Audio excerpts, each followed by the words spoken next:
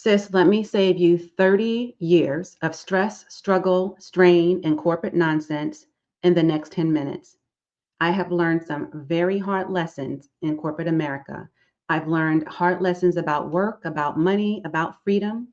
And had I known this information that I'm going to give you today way sooner, my life would look very different today. So these little things are going to add up to the big things that will significantly help you and impact you with where you are right now.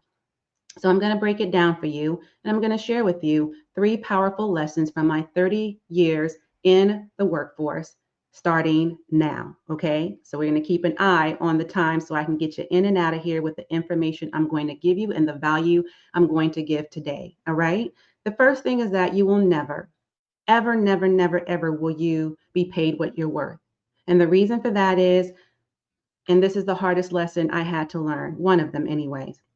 No matter how hard you work, sis, no matter how hard you work, these companies are only going to pay you on what they can get away with. They are not going to pay you what you're actually worth and what you're valued at. That's the first lesson.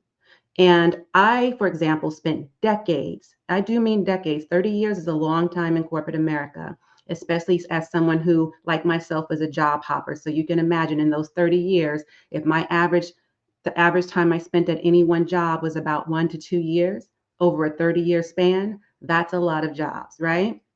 I spent years, though, climbing the corporate ladder, not just climbing it, clawing my way to the top, crawling my way to the top, okay? And earning degrees after degrees after degrees because I kept being overlooked for promotions, and this was a part of their protocol. If I wanted to work my way to the top, I needed more degrees.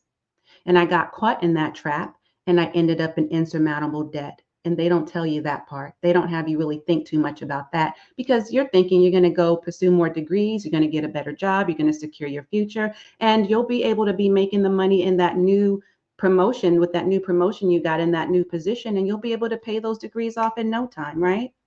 But I started to take on more responsibility as well. And still, I did not get what I was deserving of. I certainly didn't get paid what I was worth. Okay. The takeaway in all of that is that ownership is what we need to depend on, not just a paycheck, period. Okay.